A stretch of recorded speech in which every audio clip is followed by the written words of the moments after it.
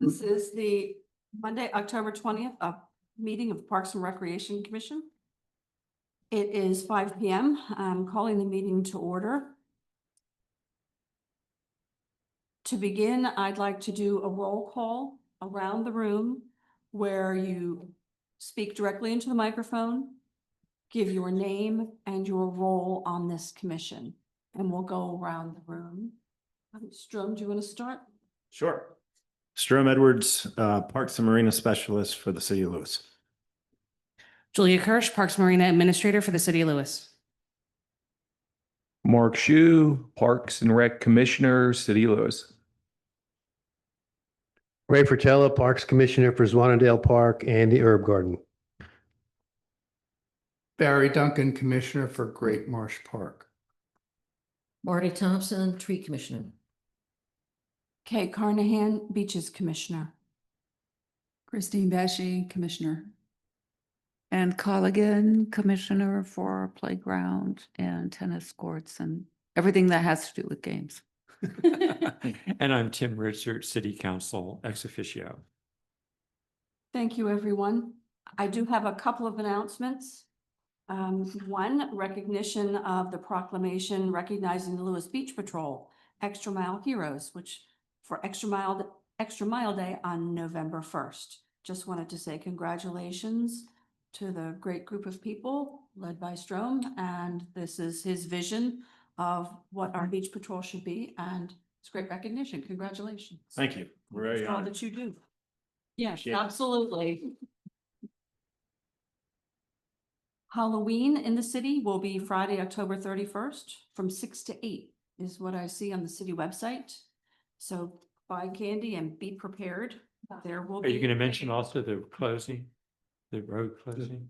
Street. I don't know which roads are being closed. Oh, I apologize. Highway is closed from DeVries Circle to Savannah. And that starts, I believe at 4. I think trick or treating starts at 5. Right. Closing starts at 4.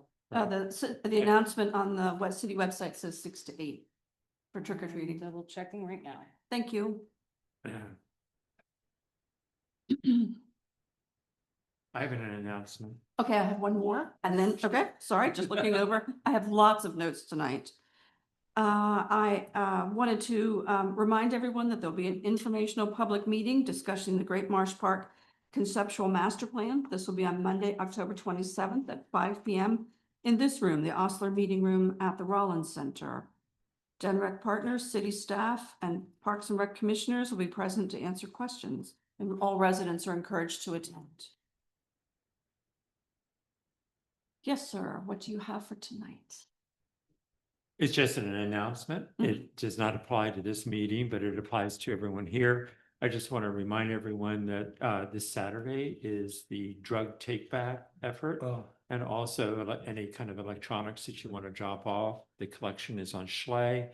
And in addition to those services or those opportunities, the city is sponsoring a shredding event again. So if you have any documents, so forth, that you want to get rid of, I know they don't want bound books. I know that, but these kinds of things like the agenda, if you have a collection of those from years of service or anything like that, you're welcome to drop those off, and they shred on site. They're not hauled off and handled somewhere else. They are actually handled or shredded on site. And that's from, as I recall, is from 10 to 1 o'clock for shredding, whereas the other event runs to 2 o'clock. Yeah, Thank for you. the shredding I went last year. They basically wanted it in a banker's box. You hand up the banker's box, they dump it in the machine and they give you the banker box. Yeah, So and you can, no humans. and then you can take, there's no real, I don't think there's a description of how large a box, or you need a I don't box, know. bags. I was told. But banker nonetheless, box. it's a nice service. It is Absolutely. nice. Yeah. Help maintain your And one more. announcement. integrity. Yes, what is your announcement? I just want to acknowledge that this room has officially been dedicated to Bonnie Osler Meeting Room. And some of you remember back when the library was vacating this building, moving to the new library, and this building was in the process of being turned over to the Historic Society, Bonnie saw the need for another big meeting room for the city. And she really pressed hard, and we ended up with this set aside for city use. And of course, other groups can use it too, but it's been used so much. It was really a great insight on her part to get that done. So it's now called the Bonnie Osler Meeting Room. Well, and it's lovely because they always say that as long as people are saying your name, you live forever. So it's very nice to be able to Well say her said. name a lot. So that's very nice. It's nice to see it in print as well. So we're all grateful for everything that she did for many years in many directions. So very happy with that. Tonight, Rodney Robinson is excused. He has sent in a couple of letters and asked me to read them into the minutes. I already have supplied them to Jackie so that she has them in preparing the minutes. I will be away for the November meeting, but I can help with the planning part of the agenda. And I will be back in time for the December meeting, but I won't be able to plan the agenda on that one. So I'll send around some notes about that so that we keep everything running smooth. I will be here for November. I will be away for December, so Okay, We're gonna that have works to- perfectly. we're gonna have to pass off to each other. That will work. Okay. Okay. Yes. Trick or treating is 5 PM to 8 PM. Okay. Kings Highway is restricted from DeVries Circle to Third Street, 4:30 PM to 8:30 PM. And that's on the City of Lewis Police Department webpage. Okay. And I also have one announcement, if you don't mind. Please. The holiday parade, the staff liaisons have been asked to ask their committees and commissions if anyone has an interest to participate and to participate in a float, putting together a float and being in the parade. So if anyone has any interest, please let us know. We are taking a poll to see how large of a float we would need. So just let me know, please. Thank you. Sorry, I will be away and miss the parade. I always. Yeah, remind me Thank what you. date that is. That's It is the first Saturday of It's all- December. for Saturday, I think it's the December. 7th. I will be out of town. First Saturday of December is the 6th. Sick. Yeah. Yeah, I should be out I'll of be out town. of town too. I think I'm gonna go out. Anything further? Next. Yeah. Next item on the agenda is B, agenda review. So for tonight, this comes in handy in that, today, we learned the presentation regarding the Children's Learning Garden Annual Report will be postponed until November, because of illness. So that's the reason for that. Otherwise, the agenda remains the same. Next item on the agenda is the approval of minutes from September 15th, 2025. Any comments, changes? I have a comment I'll offer. Yes. Thank you. On page 2, I wanted to be given the opportunity to be introduced to Mr. Herb Garden. It's under Swanndale Park. It's, I hope we can have some sense of humor here this evening, but it reads, Mr. Fratello reported, and Herb Gordon looked good now. And it's capital H and capital G Garden. And I think it should be lowercase. I'm sure that's no problem at all. We'll lowercase the H in herb and the G in garden in line 1 under Zwannendale Park. I asked Herb if it's okay with him to do that. Okay. Herb looked good the last time I saw him too. Great names. His title. Okay. Yeah, I have another correction or suggestion. Certainly. In the opening paragraph where it identifies everyone who's in attendance, Strom Edwards should be described with his proper title, not because the way it reads, you would think that he's actually a commissioner on this body, and he's actually an employee of the city serving here.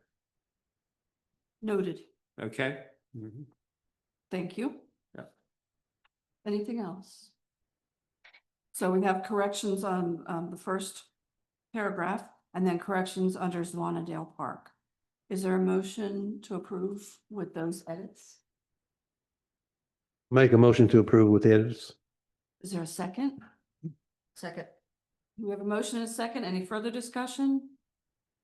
All in favor? Aye. Opposed? Thank you very much. Passes unanimous. We'll now move on to E, project updates.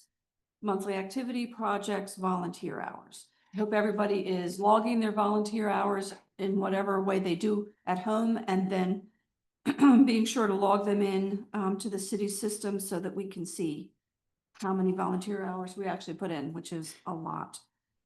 So I'd like to start with, Mark, would you like to start with your update? Sure. No report. Okay, things are really slowing down. Right? Okay, so in anticipation of Halloween and the end of the month, we're going to, this Wednesday, pull out all the annuals and on the 29th also pull out the annuals in anticipation of tulip planting in November. Also, we're going to drain the fountain on the 29th and winterize it. And then get the park ready for the Halloween celebration that's going to come, the parade that's going to come down Kings Highway. And that's it. Questions? I have a question. Ray, will all the pulling of the annuals be done by volunteers? How's that accomplished? That's Lewis and Bloom will do that. Okay, thank you. And your park commissioner. Thank you, Ray. Barry? We had a grant that we completed to work with to remove invasive species, namely Bradford pears. That was completed a couple of weeks ago. We removed Bradford pears along Park Road from the entrance or the road to the dog park all the way down to the garden plots on that side. And then we also removed invasive species on both sides of Samantha Drive. And we chose those areas because of the master plan. That those areas would be the most advantageous to remove the species. Last thing is the master plan, the last public meeting is October 27th, which is a Monday in this room, and that was already announced.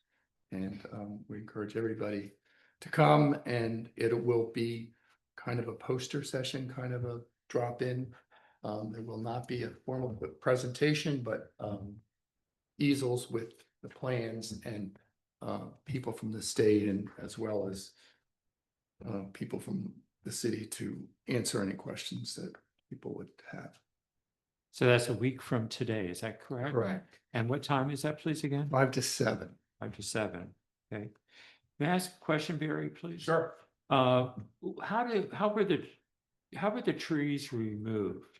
The Bradford pears have been removed? Is They that cut them down and then they treat the stumps with a stump rod or whatever you call it, so they don't come back. I see. And what kind of volume was generated? I mean, because there are lots of Bradford pears in that area. I mean, how many trees did we remove? I think it was 36. Oh, is that all? Huh, okay. I mean, we could only do so many trees with the grant. We've done 3. Correct me if I'm wrong. This is the We've third- done, third this year is we've the done third three. removal. I'd like to see grants for Autumn Olive, and I asked Forest Service about that, and they said they would be coming. Okay. Because Autumn Olive are just as invasive, if not more invasive than Bradford pears. Thank you. Thank you. Marty? Okay, I did, you can see in the agenda, that I did another version of the strategic plan. and I incorporated all the comments, and if I got anything wrong, I'm sorry, we can fix it. There is one additional thing I put in there. There was a presentation to mayor and city council regarding Blockhouse Pond and whether whether the city should proceed with the Envirotech plan that would involve massive regrading and a lot of tree removal. The interim report was, no, that may not be necessary, from the committee, looking into this. And mayor and city council said, they were also told, Rodney Robinson and others said what we should do, at least in part, some of the things we should do include, there are a few areas that are very worn down on the banks where fishermen go down there to fish, and it wears down the banks. And the recommendation was to remediate that by, say, putting bar mats in there and then building some fishing piers so fishermen will stand on the piers rather than the banks. There's no final decision on the part of mayor and city council about this project yet, but the mayor did ask that we put in our proposed budget funding for those piers, so it's there, so city council can approve it if they decide to go in that direction when the time comes. So I did put a line for that in the capital projects budget, strategic plan, I'm sorry. And I don't know what the numbers are on that, but like I have it noted. Yeah. I have not gotten any numbers yet. right. Okay. My other thing is, I've been working on possible uses for the New Road Farm Field. This is a farm field that it's off of New Road, and you can see it as you drive by. You drive past where Great Marsh Park is and driving towards Route 1, and you can see it in back behind the residences. You can get there through basically a dirt path through the through Great Marsh Park, but up until 2023, it was planted in corn. The farmer's not coming back. It abuts the wooded buffer between Canary Creek subdivision and the farm field. And we had been working on retreeing that wooded buffer because it had gotten mowed more than it was supposed to. So we've been working on that. But anyway, I found a grant opportunity from Delaware Forest Service in which they will pay 90% of the cost of reforesting an area anywhere from 3 acres on up. So I put in a proposal to mayor and city council to use that grant to reforest that area. It's gone to mayor and city council workshop. It's gone to the, let me see if I get this straight, Economic, Environmental, and Resiliency Commission.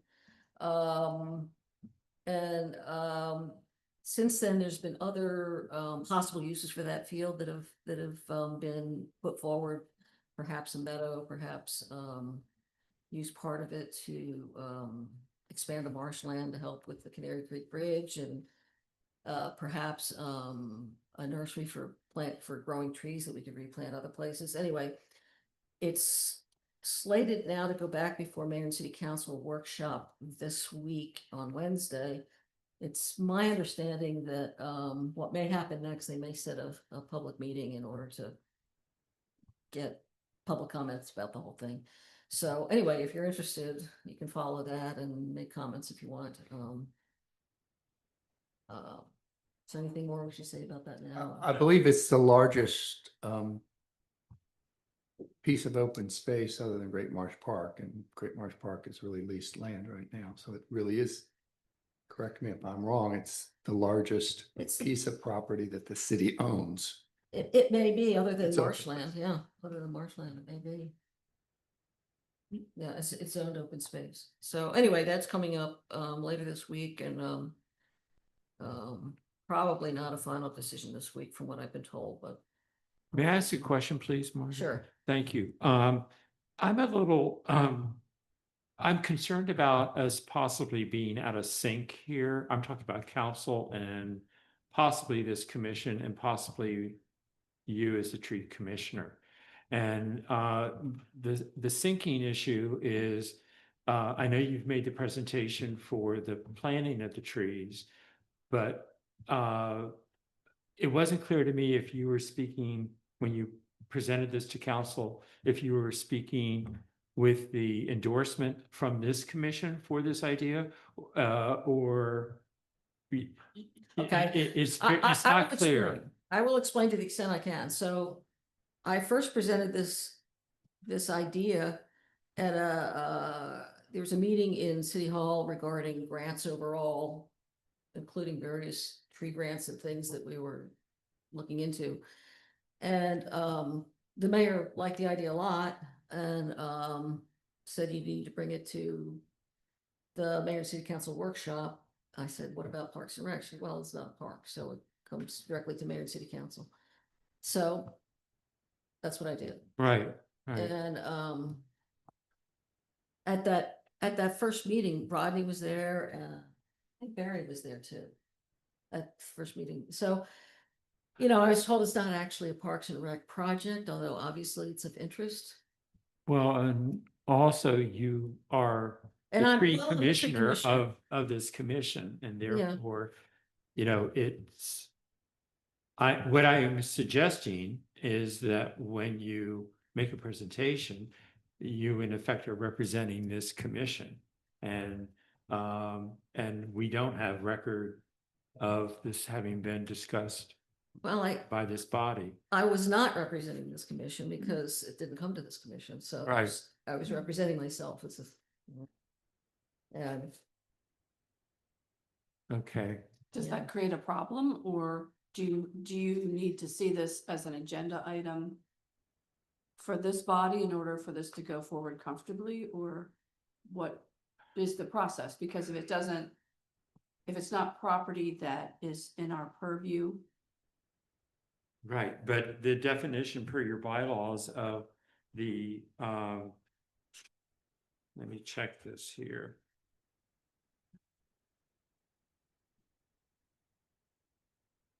the urban forest. Right, the urban forest. I understand, Tim, and I've been not sure about this, but I got the advice of the city, the mayor was there, the city manager was there, and they all said, no, go straight to MCC, so, I mean, your advice was solicited as the subject matter expert. yeah. I am a subject matter expert in that regard, I guess, and yeah, and I asked that question, and so I Well- would say, So Yeah. what would make you comfortable moving forward? I guess that's the question, because if there needs to be a path for how either those got involved, or if money's to be spent, what was the impetus for spending money? I don't, what would be the best path forward? In my mind, if Marty's presenting something like this to council and she's part of this commission ought to at least be aware that this is happening. And I don't think anybody was aware. In fact, Right, I wasn't aware of it until I went to the meeting. right. And I don't think Rodney was either. So it was a big surprise to me as well as him. So, I mean, I understand how it And- came about, but Right. I'm not sure that that's the best route to, Right. or the And correct route or whatever. exactly. And that was kind of my reference point also is similar to your reference point, Barry, in that here I am serving ex officio and, you know, I know nothing about this. So I think it actually would be, even though it's not a designated park, if you're in your capacity as the tree commissioner and advocate for trees in the city and so forth, I think it would make sense that this be taken up by this body. I will say this, And if we create a take the record. time to take it up by this, we will lose it for this year. We are on a timeline. Right. And I understand what you're saying. I get it. And in the future, I will take that into consideration. But, you know, when the mayor and the city manager are there telling me this is how it's done, you know, I'm not gonna, I'm not gonna challenge them on that. You don't rush a decision just, No, because the other part of this is, of course, is what is the plan? right? Well, we don't have a plan yet. Right. The plan is to go back to mayor and city council and present everything to them. So if you were on the November agenda with this idea, would that be, would that, No, because then it's gotta go, look, if we were on the November agenda, and then it would have to go back to mayor and city council in December, and you frankly, you're pushing the envelope. We should have had the decision made by the city now. They hope to get this, the state hopes to get the final decision no later than September. Well, we're past that already, and now, now city council wants to do a public meeting, that's fine. But if we push it, and if we do the public meeting, then I was told it may get on the city council for decision in late November or December. And I'm worried that we're gonna lose the opportunity with bureaucracy. That's what I'm worried about. And I understand your concern, Tim. I understand your concern, but I was just trying to do what I was told, and maybe that was wrong. I shouldn't have done it that well, way. it's but- confusing. I'd still, I'd like to point out, you said that you were encouraged to do so. You were encouraged to talk about this by the city council, no? I was encouraged to take it to city council. Okay, so Yeah, I, I was told it's not a Parks and Rec matter because it's not a park. yeah, I understand that. But the motivation for this is under that urban forest plan, and that does fall under this commission, Parks and Rec. You would And- think so, but that's not how it's in practice done. Well, That's what- in practice, it's rarely done that way, so. again, when I said, this is our largest open space, 20 acres. And I don't think a decision should be rushed. And you're talking about one of our greatest assets. And I understand grants have deadlines and you can lose them if you don't put them into place, but I don't to rush a decision just because, it came up last minute is not, I don't think, the best way to do things. So we're I between. a mean, rock I'm and a all hard- for developing, I mean, Sure. I think it's a great idea, but I don't think we should. Yeah. I don't think we should lose this amount of funding for Right, a so, big, important project. so we're between a rock and a hard place because we want to meet the Yes. deadline for. Between a rock and a hard place. For getting a grant, but we also want to bring everybody along at the same time. So is it possible for you to keep working on the grant and have this in some form on the November agenda? Because is this an item for Parks and I Rec to think approve? if Is you're, that, is that what you're asking for? I- To have this Yeah. as a, not an informative item, but a decision-making item? Is that what you're? as I a think it would be recommendation, helpful to show a record that there's an endorsement for this this planting to take place. I would I add, think that would be helpful. Right. if we really and I- want that, I would say, let's do a special meeting in Parks and Rec. Let's set a special meeting and come and put everything out and put all the ideas out there, talk about it and come up with whatever we come up with. Because I'm how, not gonna wait. how fast is when did you want to have everything in for the grant proposal? Last month.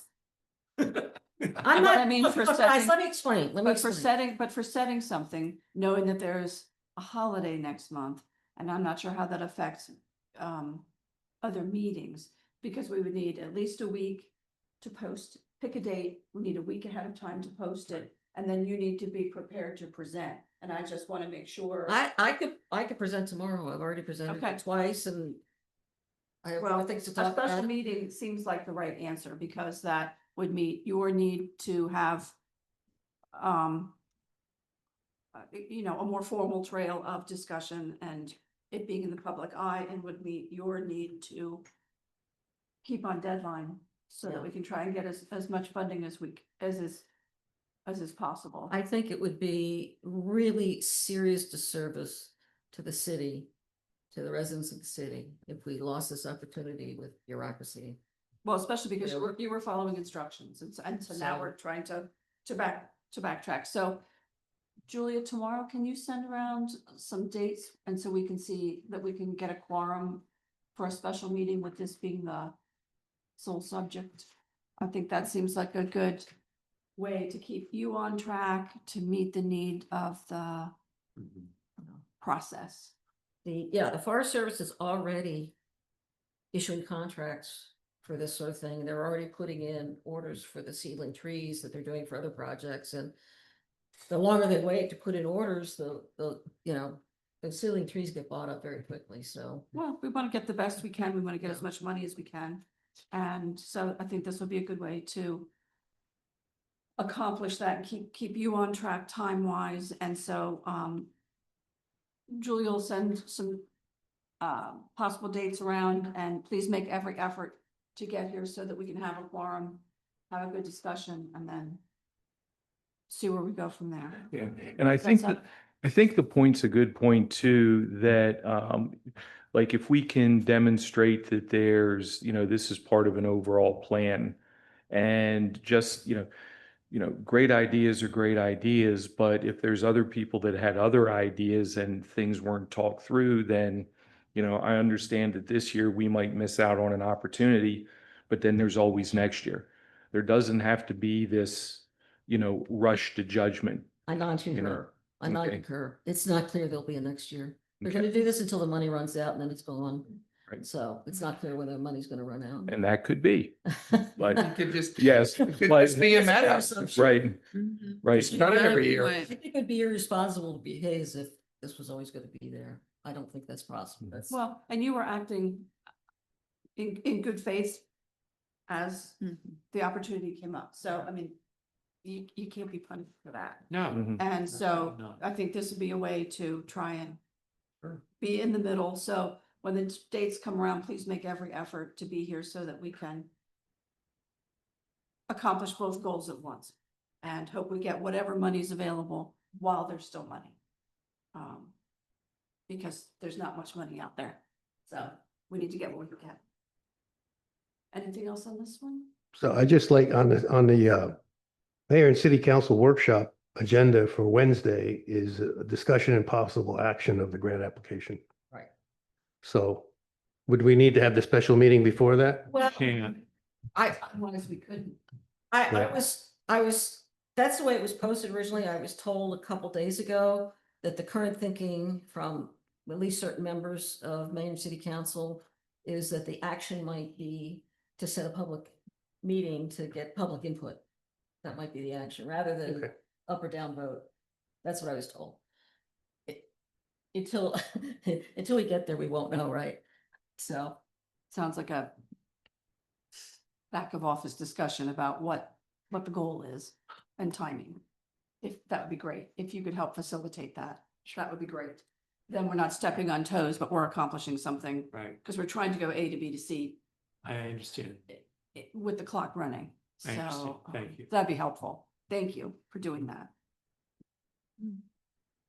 Anything else on this topic? For beaches, I'm just going to mention one thing that has been in my wish list for a long time, and that's to have informal classes on the guarded beaches this summer.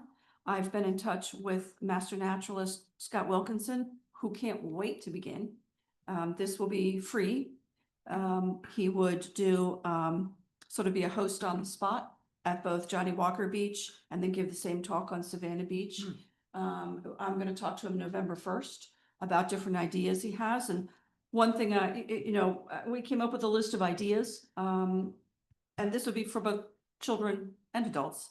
On Memorial Day Monday, low tide is at 11 a.m. So that might be a great time to talk about sandbars, how they form, because people are like, can you tell me when the sandbars arrive? And so this would sort of, be informative. It's like, Yeah. where does this come from? Why is this like this? You can look on a tide chart and know what you're going to see today. And so that's always a special thing. He had originally developed, he called it a bingo card for kids. And I think we were talking about turning into sort of a scavenger hunt. Like, how many of these things did you see today? And it's a card with different birds, fish, that kind of thing. And I was thinking I might collect them and then once a month do a drawing and send a prize, something like that. I don't know. We're still developing that part of it. But he also wanted me to let everyone know that master naturalists would love to be doing any kind of discussions in any of the city parks. That they have a requirement of something like 40 hours a year of volunteer time. And he was thrilled to bits with this idea. So he would like to talk about everything from jellyfish, tides, migratory birds, everything. Horseshoe crabs. Horseshoe crabs, ladybugs, you know, all the things that go on and what people should do and what people see and experience. Wonderful. So I think that this will be a really nice thing and at no cost to the city. So that's even better. So. I'll And he's talk- working with you on developing that? Yeah, we're gonna come up with a plan of ideas, dates and ideas, because I said, would every Saturday be a lot? And he was like, I could come every day, and I was like, "Well." So I said, well, I think if we, you know, sort of, let's see what we can do and see how it goes. We have to come up with a name for it and a meeting place and so on. It would be easy enough for us to advertise at Sure. no cost. And so we'll come up with a chart of dates, topics, and so on. And so I hope that will be a nice way to connect with the public and make them feel that they've Great idea. gotten something special, because I don't think any of the other beaches are doing anything like that. I mean, you can go to, obviously, Seaside Nature Center and learn a lot of this, but when you're there for your day, I think it'll be a nice little bonus, maybe Yeah. 15 or 20 minutes, nothing onerous, Mm-hmm. but I think informative and lively. So, Very nice. so that's, I'm happy about that. So Good idea. if I get nothing else accomplished over the winter, that I think will be excellent. Good. Yeah. Christine? I don't have anything to report tonight. Anne?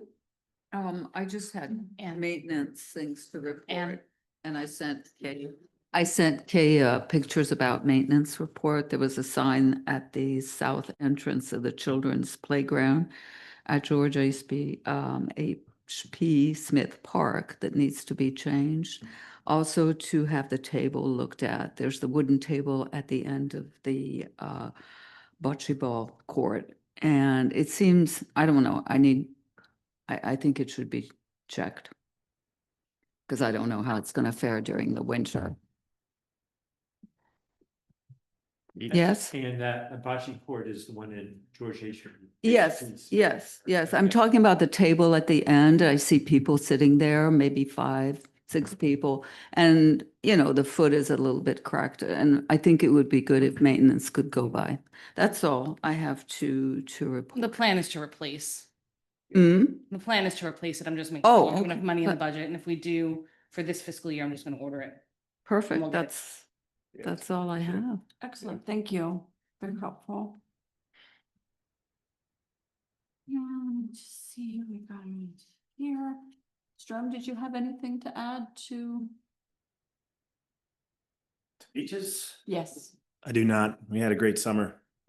So looking forward to getting back to next summer. Excellent. About 214 days till Memorial Day. Weekend. Counting. We certainly, there was a lot of sand moved with this last storm. Oh, yeah. And I think the tide came up farther than I've ever seen. Mm. Really? Because it came to where I sit pretty far back. And it was right there where I normally come, and on, toward the residential area, it came up even farther. So this was quite a storm. So we got lucky that we didn't have any more damage than we did. And there is a lot of sand in the parking lot. It's gonna take some time to get that moved. And, the Moby mats have been brought in for the winter, so. Hmm. Anything else? In that case, we're ready for old business. Update and possible action regarding budgeting for FY 27. Review of the updated PRC strategic plan as accepted by mayor and city council. Make recommendations on priorities based on the entire parks project list.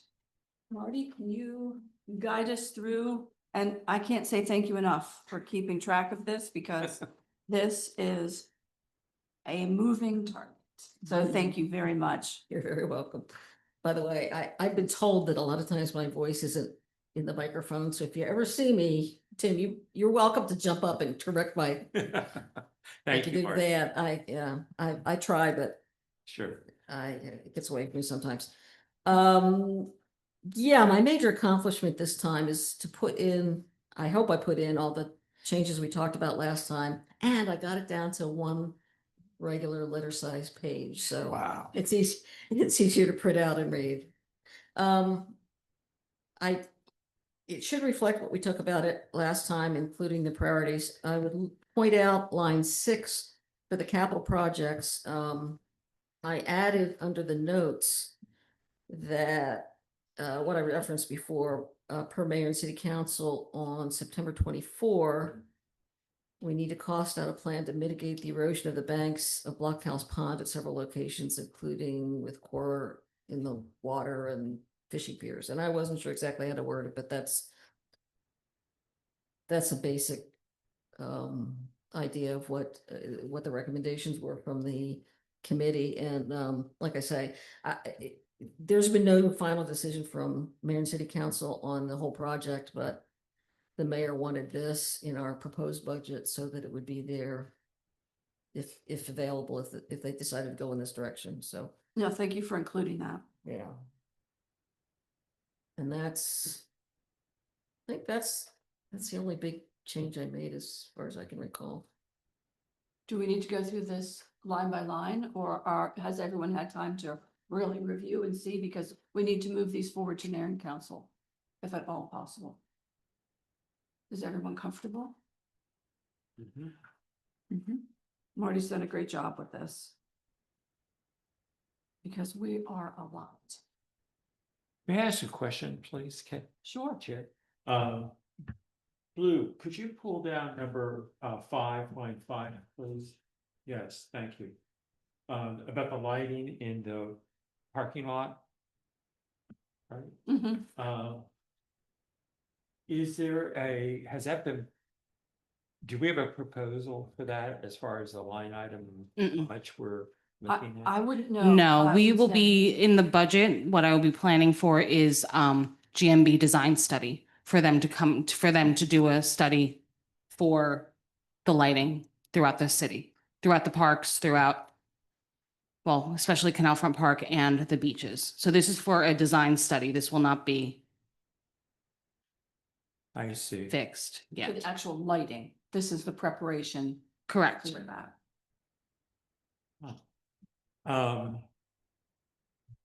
All right, and the study that GMB prepared, God, I don't know how many years ago, has that now been put aside?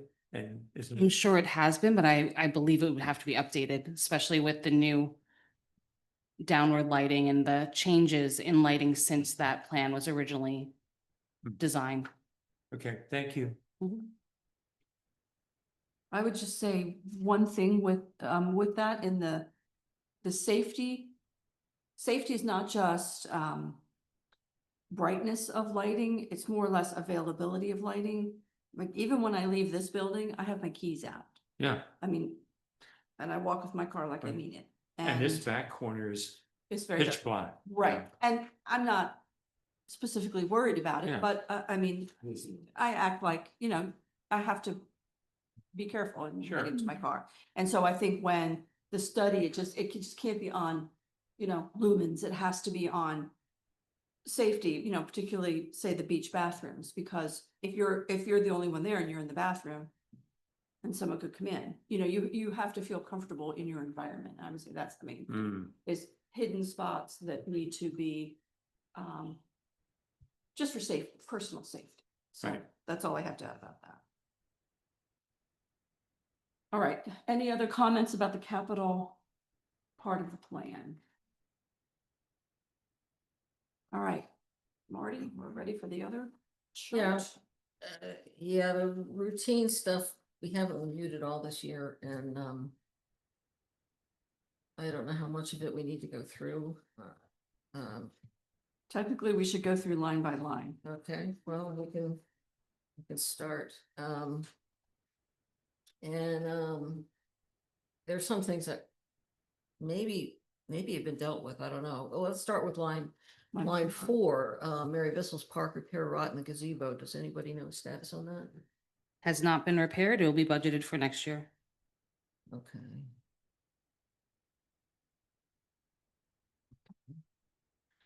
Line 5, 1812, monitor repair condition of, gosh, that got cut off. It says railings. Railings. Because we included all the brickwork in the other one. Are those the railings on the stairs, Marty? Stairs. That's a question on my part. On the stairs, is that right? The I would rail? assume so. I don't It know. was just, I believe so. Okay. I'm just thinking, walking down the stairs here, you go over that way on the other side of the meter. So yes, I would say so. okay, line 6, recreation, schedule routine playground safety inspections. Miss Julia, Yes, that'll be addressed. you are now officially, are you now officially? I am not at this time. Okay. Okay, line 7, Stango Complex, settle on recommended location and species for Liberty Tree. Well, we did that, and so we can. I should put that in the done column, I'm sorry. Okay. Moderate priority line 11, and I apologize for having some of these lines cut off. I'll have to go through and It's a fun- adjust the rows a little bit, to get that in. Okay. Moderate priority, line 11, Canal Front Park, trellis repair and replacement. Does anybody know the status of this? What's the one? The trellis repair. So as far, when I was reviewing this entire document, these are like the items that we will be budgeting for. Right. we'll be So the completed on the last page, on the last 2 pages, completed fiscal year 25-26, those are what have been done. So That's all the of way- these, I need to meet with Rodney to find out, are we trying to get a quote for all of the wood or just the damaged wood to repair the trellis? So these are all items that this is what I will be In budgeting progress. for. Well, not in progress yet. They will be budgeted planning. Budget will- for fiscal year 27. Okay, okay, well, that's good. Or 'cause I will have it be down for- requesting the budget for them. They won't necessarily be Okay. approved. I have it for FY 28, but I'll put it for FY 27. So 11 and 12, you'll be speaking to Rodney about those. Mm-hmm. Okay.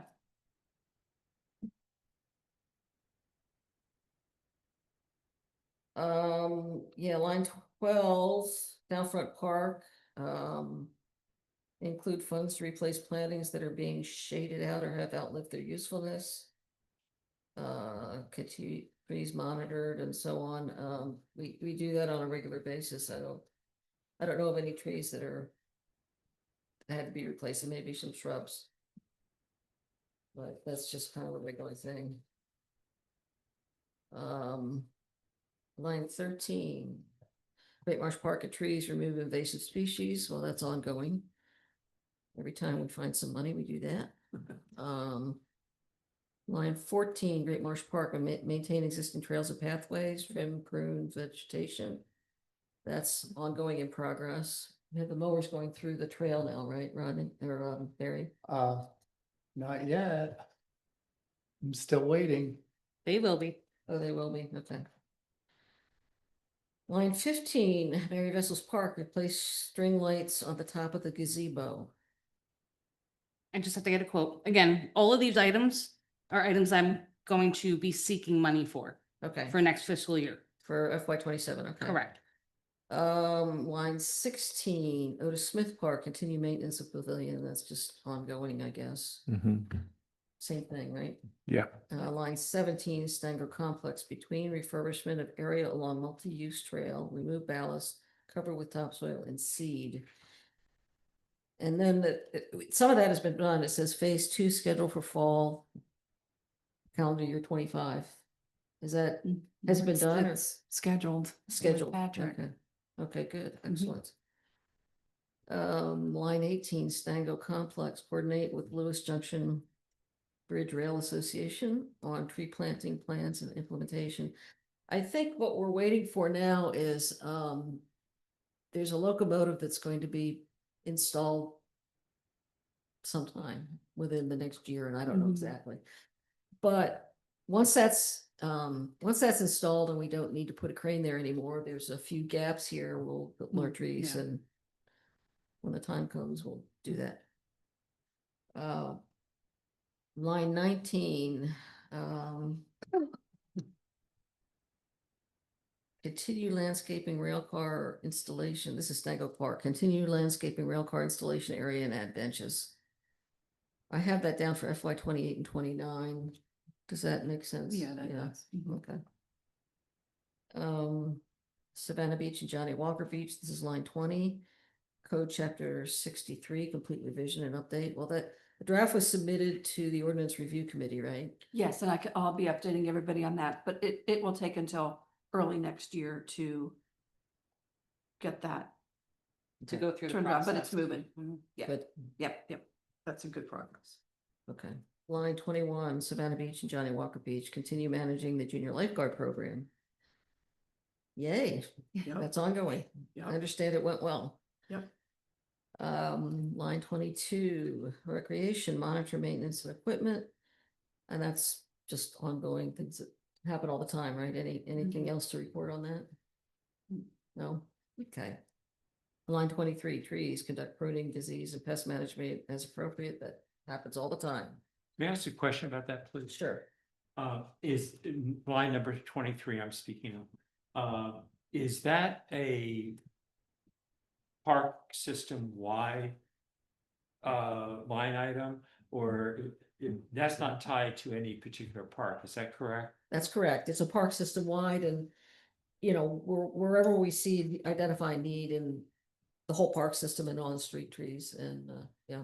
The trees have a line item budget, Yes. so it comes out of the line item budget throughout the entire park system. Right, and how do we get how do we figure out what we should be projecting as far as our annual costs for that? In other words, who are we relying upon as far as a vendor maybe, or an individual maybe? I don't know. It's more of a combination of all of them, between Marty, between our arborist. Sometimes even citizens that call us and let us know that there's something that needs to be addressed. So it's, If you're looking at what we're gonna put in for the budget next year, mostly what we've been doing is we're looking at past experience Mhm. and assuming a similar level will apply. Honestly, if I had more money, I could easily spend it, but we're trying to limit costs. But yeah, Right, okay, yeah. all right, I'll talk to you about it afterwards, yeah. yeah, thank you.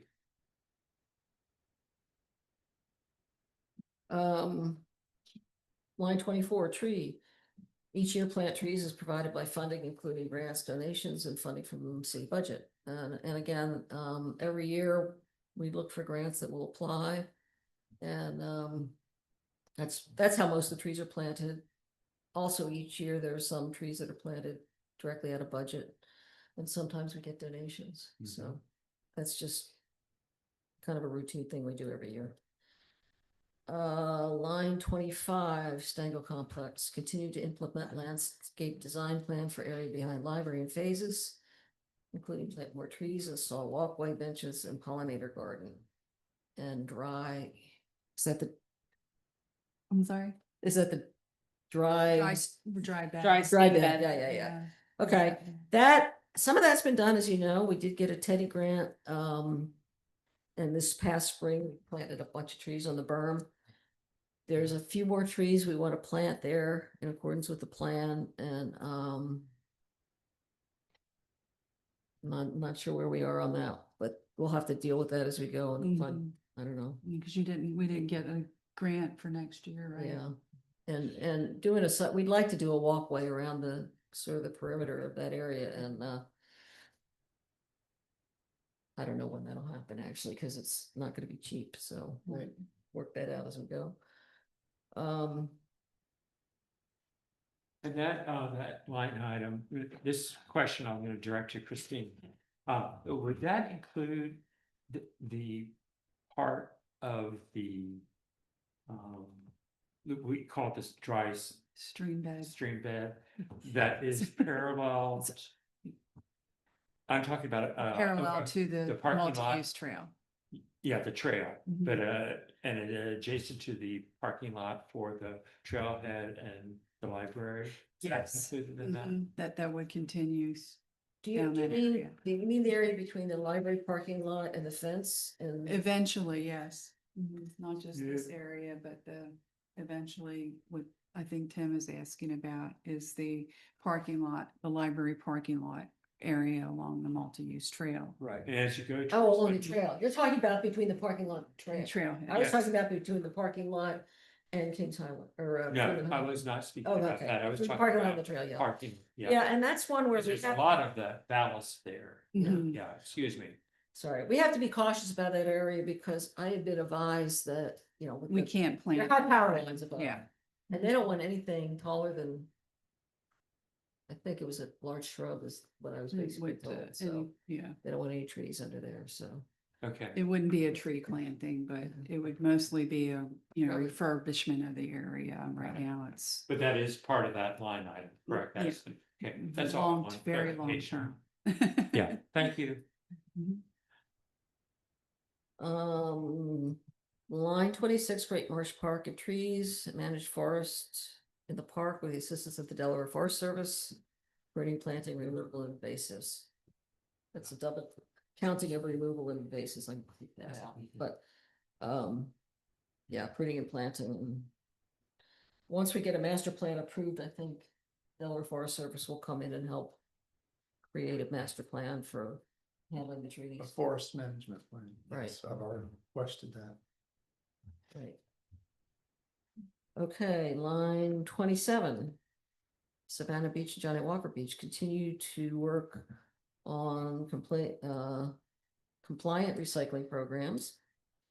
Of course, we have the recycling bins installed this year, and I guess we'll continue to monitor that, huh? Right, and will they be expanding into Savannah Beach this coming? I'm not sure. I would assume that if it's doing well, it would be, but I don't have an answer on that. Right. Because they're still out on Johnny Walker. Okay, yeah, I don't Yeah. have an answer on Yeah. that. Okay, so hopefully we'll hear and that it works and then we can, if there's money, expand out into into Savannah Beach. Or that can be aspirational for the next time. Okay, I didn't put that detail in there that they were only put in Johnny Walker Beach. And consider expanding to Savannah Beach. Yeah. I'll add that detail. Okay, moving to the lower priority items. Line 31, Savannah Beach, Johnny Walker Beach, develop a Friends of the City Beaches group. Perform duties such as trash pickup, sweeping sand off the Moby mats. Sorry, Jackie. I drive her crazy sometimes, I think. Including, if a friends group is created, it should help support the carry in, carry out program and sweet Moby Max, et cetera. That's listed for FY 28. I guess it's still down the road a piece. It's aspirational at this point, Aspirational, yeah. just something in our back pocket in case we need to have more manpower. That would be a way to provide that. Okay. Line 32, Savannah Beach and Johnny Walker Beach, develop a program for Saturday, Sunday, half-hour talks. Well, you said you're, Yep, have that it'll- underway. it'll I be- listened to that it'll be- 20. That Yeah. can go in the done, I think, because, Done. yep, And not the dune, right, but the dune. definitely not on the dune. Stay off the dune. That's a nice one to put in the done. It is nice. I'm excited. That would be a pleasure. Okay.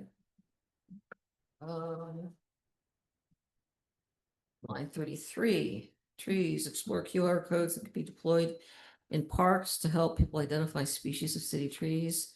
I've looked into this a little bit. Hopefully next year I'll be able to get more serious about it. Possibly even put something in the budget for buying some tags to get started on it. We'll see.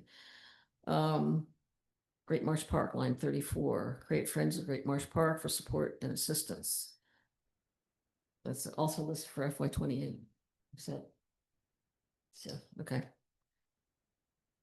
Okay, future priorities. This is really aspirational. 38, Savannah Beach and Johnny Walker Beach, consider options for trash collections at beaches, carry in, carry out. It's a lovely notion, I think, but Well, if it becomes a reality, I just want to to be prepared and not be Yeah, I- surprised. I agree it should be on the radar screen. I like the idea of doing it, but it takes a lot of work to make it work. It would take a lot of work and there would be a lot of disappointment and aggravation, but I Yeah, just want us to have that as a, not a surprise if it comes to that. roger that. And then in completed, do we want to go through the completed or? I think we're good with the completed. I think everybody's happy with that. Are there any other changes to this list? Thank you, Marty, for that effort. Yes. A It's big huge. help, big help. It's Thank you. huge to get it Mhm. under control in this way, because it's just a Yeah, massive thing. I think it's helpful to look at all at once yeah. this time of year and It makes it seem much more manageable. Juliet, did you have a? No, what's our next step with this document then? We bring it to, it needs to be presented by January. Well, I think with the changes we talked about, are we ready to make a motion to move it to mayor and city council for their review? Sure. Mhm. I move that with the changes we talked about today, that we present it to mayor and city council and, do we just send it in paper? Do we come to a I meeting? believe last year was presented, but At a workshop. It was Janet presented at a presented workshop. last year as the chairwoman. So Right. Do you want to speak to this or you want me to? That face. One not being Because- the worst. Open then I'll have to. Give your name First of all, yeah. and where you live. Before she speaks, I just want to say, I think it's really remarkable that you all have worked through this and you're ready to make a recommendation this early, before the end of October. To not have it be a panic. Truly remarkable. And so kudos. Well, I think we've I been sort of appreciate thinking the about effort it all year and Because, trying to be more realistic about it. I think from the beginning. I hope you agree. I'm just waiting for you all to finish. so You Yeah. get caught up here. Janet Reeves, Deputy City Manager. I would suggest maybe after Marty makes the corrections, just bringing it back one more time for a quick review in November, and then you could move it forward to mayor and council in December. Okay. And I would suggest, just a recommendation, is to maybe quarterly review it and update, so it's not a cumbersome discussion at the end of the year. good idea. Thank you. Thank you. All right, so we'll put this on the agenda for November for final review. Yep. Good. Thank you very much, everyone. I know that was a lot.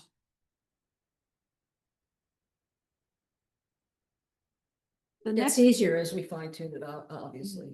yes, Yeah. well, it's not so frightening anymore.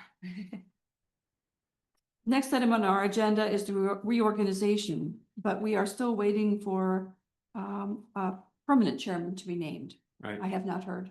So we will put this on the agenda for next time in Okay. case that has been decided. Next item on the agenda is an updates on the ordinance review ad hoc committee. So I was in touch with Dennis Reardon, former city councilman for many years. He is in charge of this ordinance review ad hoc committee. He is undertaking a comprehensive review of the whole city code. And they're doing it bit by bit. The point of this is to help have a code that's functions well, to help guide in decision-making, shaping policy, and making sure that residents, business owners, and visitors understand the way things happen here, to make a cohesive, fair, and practical code, reduce confusion, eliminate redundancies. So fortunately for me, they were willing to take up the draft changes of Chapter 63 beaches, originally written in 1947, mildly updated in 1980, and then I believe 1996. So on October 8th, we met with Greg Cirillo and Alan Ross from the this committee. They are attorneys, and they met with Julia and Strom and I. And Julia and Strom have come up with a number of suggestions of things they would like to have included. And Mr. Roth and Mr. Cirillo are working on those now. And we hope to have another meeting relatively soon to see what kind of shape they can whip that into so that it's as useful as possible. And because there are a lot of changes from 2022, when I first ran it by this commission, I believe the best route is for it to come back for everyone here to review, since it will really be a new document. Absolutely. And then it would move forward, once approved here, to mayor and city council for their review. And knowing that it's been through this ad hoc committee will be a big help. So that's the path with that. And I think that's going to be very helpful, and that's quite a task they have. So very grateful for their time and energy on that. Any questions? The next item is review and possible action on the bylaws. I know everyone has lots of comments on the bylaws. I really want to wait until we have a presentation from the city solicitor on recusal. And then we can move forward with updating that. I do have a letter that Rodney submitted and asked that I read. And I'm going to do that so that everyone has some food for thought. So hopefully soon we'll be able to get on this, because that was supposed to have been done in September. So this is a memo from Rodney Robinson, written October 6th. I will not be able to attend the regular meeting on October 20th.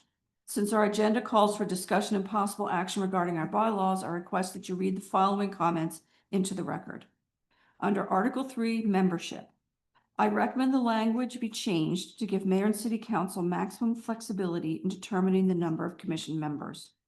The commission would consist of up to 11 members, the total number of members being an uneven number. Under Article 7, meetings before voting rights, quote, conflict of interest, unquote, is never defined in the bylaws and should be. Generally, a conflict of interest exists whenever a member has an adverse interest to the organization, resulting in some personal or financial benefit.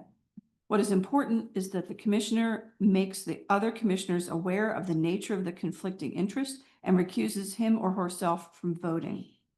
Further, precluding the recused commissioner from participating in discussion and requiring that he or she leave the room during discussion deprives other commissioners of potentially relevant information. Respectfully, Rodney Robinson. So I would ask that you consider his thoughts so that when we do have not only our discussion with the solicitor, but ourselves in the bylaws, you've thought about his comments. And I'm grateful for him not being present, but being present, because this is important to him. So thank you. All right. New business. Discussion and possible action regarding the lawn and landscape maintenance contract for FY27, FY29. We've all been given a draft of this extensive contract. And Julia, do you mind leading the discussion on this contract? No, that's fine. Just to let everyone know, it does get reviewed prior to it going out for bid. It will be going out for bid in January. So I wanted to give everyone a copy of the document so that we have the time to review it and for the committee to make any recommendations that they may have. We are collecting the recommendations. So if everyone could please review the document, email me your recommendations. I will put everything together on one sheet, redline it, and present it back to you next month. So we don't have to, we can be an overview of it, but we will be going out for bid. And there are some areas that do need to be addressed and changed, so. And I note that when we got the Teddy grant, one of the things they asked was about continued maintenance, and we promised that we get those teddy trees mulched by our contractor. So I'm gonna add that into this. That's fine. Just Yeah. email me any of your I'll do that. suggestions. We will put it in another document. I know Christine had already emailed a few, but if you could just put them all in one, All in one. all, please. Rather, because so Okay. I'm not printing out emails and just attaching them to the thing. So yes, please review it and get back to me with any of your suggestions or recommendations. And we will take that into consideration before we present it back to the committee. Do you have a deadline that you would like to have all those comments received and to be able to do that? Prior to next meeting would be great, please. Okay, just, okay. Thank you. Because At least a week ahead of the next meeting so I can make sure that it is posted with the agenda. Thank you. No problem. I did have a clarification I think we can make now about lawn equipment, gas powered lawn equipment. Yes, go ahead. That mayor and city council had postponed the deadline for use of lawn, gas powered lawn equipment. And that's in the contract that it was supposed to expire, and I can't find the page right now, but.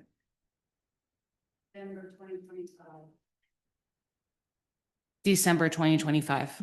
Right. So that's, So we've and extended. that's, it's been Mhm. extended, so I just wanted to make a note that that needs to be changed. Mhm. So- Okay, so we're all to gather our thoughts, send them to you, Julia, Yes, please. ASAP, so that you can compose a list. Mhm. And then this will be on the November agenda with your list and then ready to move on so that in January it's, It can go out for bid, correct. okay? It needs to be in place for our fiscal year.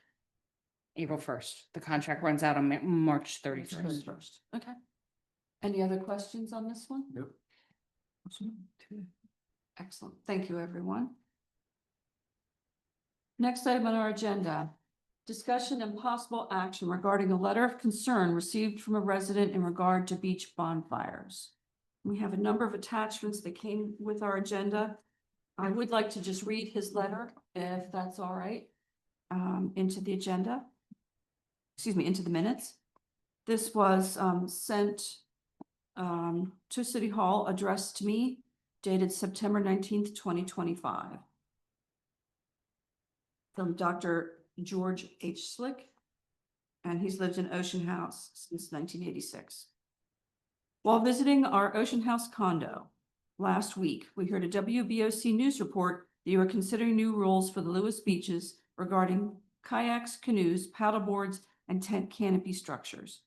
As owners in the Ocean House since 1986, we applaud your efforts to bring order to the beaches and heartily support any restrictions you as a group feel necessary.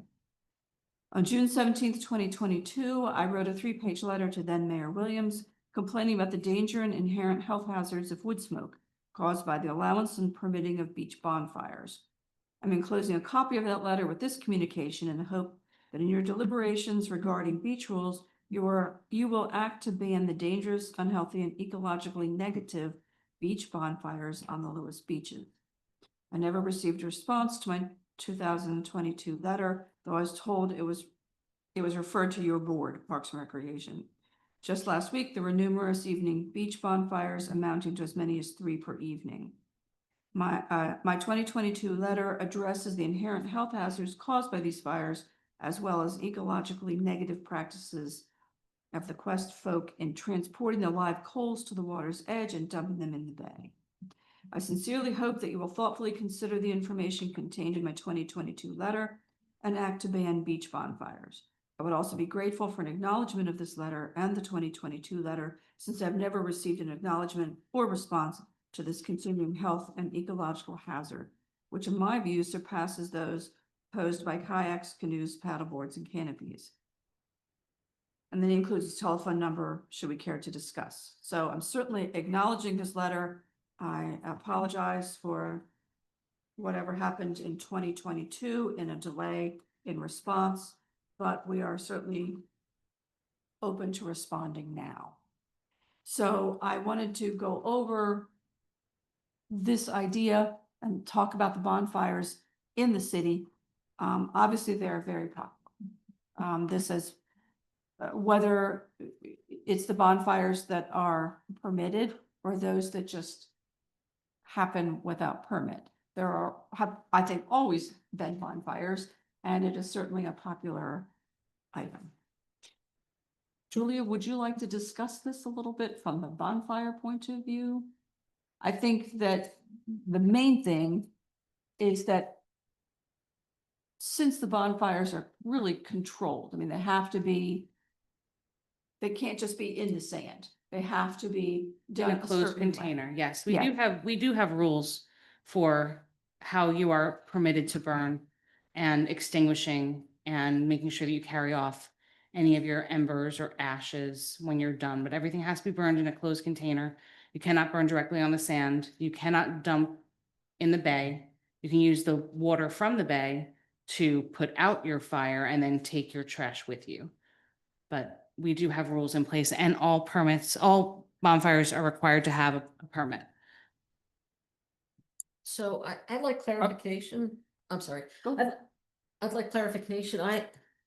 I looked at the rules, at the park rules overall, and I looked at the frequently asked questions for bonfires. And I didn't see anything specifically about disposal of the ash. What I did see is in the frequently asked questions, it said that you have to put all your trash in the trash receptacles. Obviously, you don't know what ash put in there, but I didn't see anything. Where's the requirement that they carry off their ash in a closed container? Is that in the contract? It might be on the permit. I'll have to double check for you. think I'm it's not, on the I permit. I think it's on the permit. On the Yeah. permit? It's on the permit.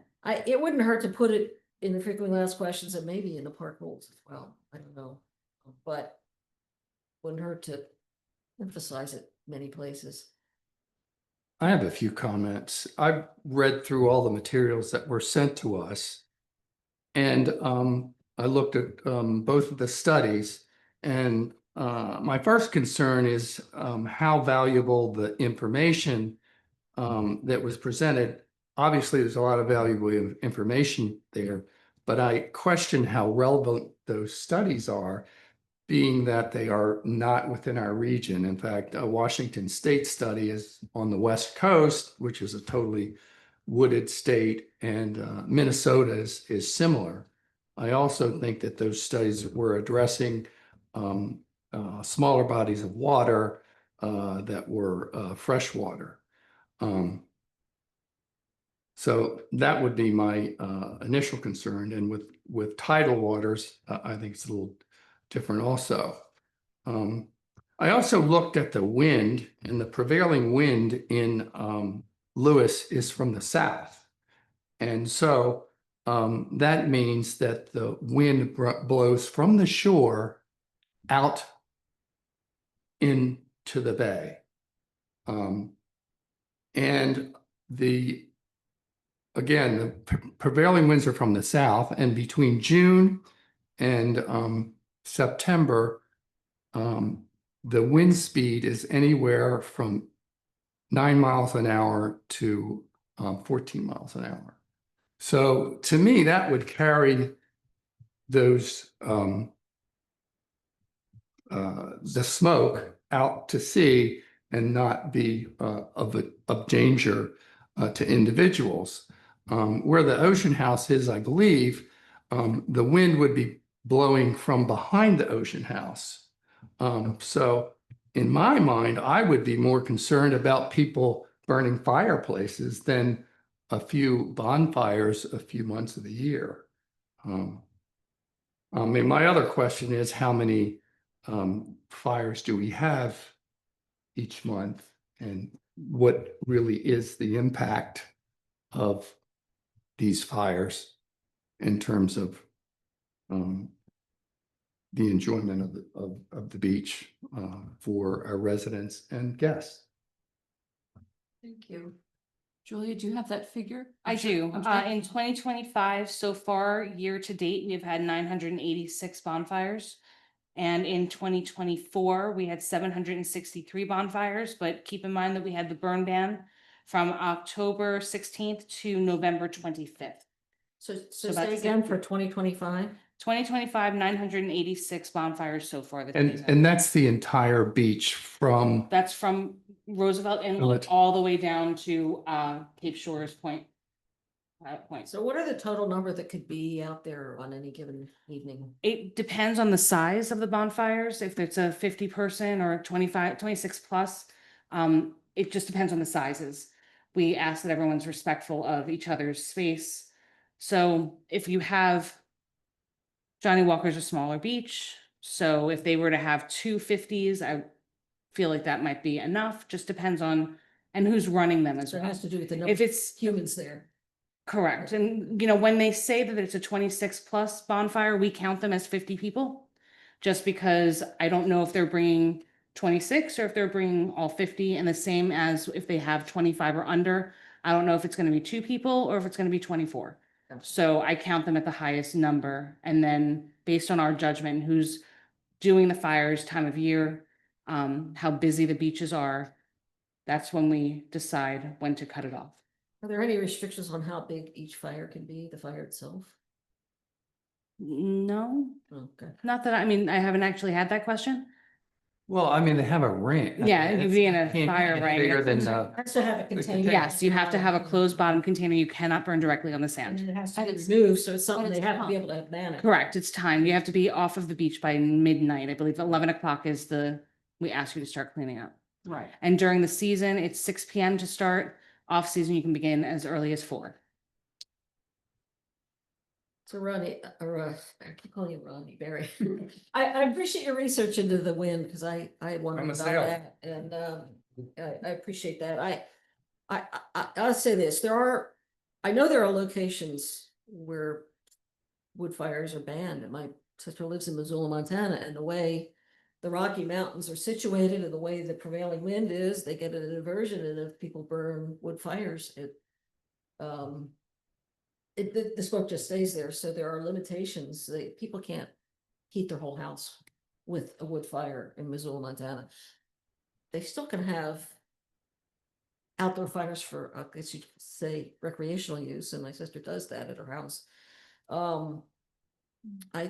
To me, this feels like an issue that is bigger than the beach. If it is well recognized that in excess quantity, smoke, wood smoke, wood fire smoke is not good for you. But to me, a lot of people have both indoor and outdoor fireplaces. There's a campground that has outdoor fire pits. There's at the state park. There's a lot of outdoor burning. It's not just about the beach. And without some indication that it's I guess you'd call it a regional issue that should be dealt with on a regional basis, I would be reluctant to foreclose this activity at the beach. It's obviously very popular. People like it a lot. I mean, I think most of the information is in regards to sustained exposure, not casual exposure. And I also question the relevance of the supporting data. The first article really seems to be written about wood stoves in Washington state and the impact in the winter when the air is heavy and holds the smoke in. So, talking about wood burning stoves in Washington state in the winter compared to bonfires on Lewis, in Lewis on the Bay during the summer, to me, that doesn't correlate. And actually, when you take a look at the guidelines for the bonfires on the beaches, what is required of people is far above and beyond what most requirements are for fires in state parks and other parks. Like I'm originally from Pennsylvania, and generally the guideline is, there's a fire ring, have your fire, and that's pretty much it. So, having it being contained, having part of the permitting process that they have to remove it, that's, in my mind, that's excellent and, and very environmentally friendly.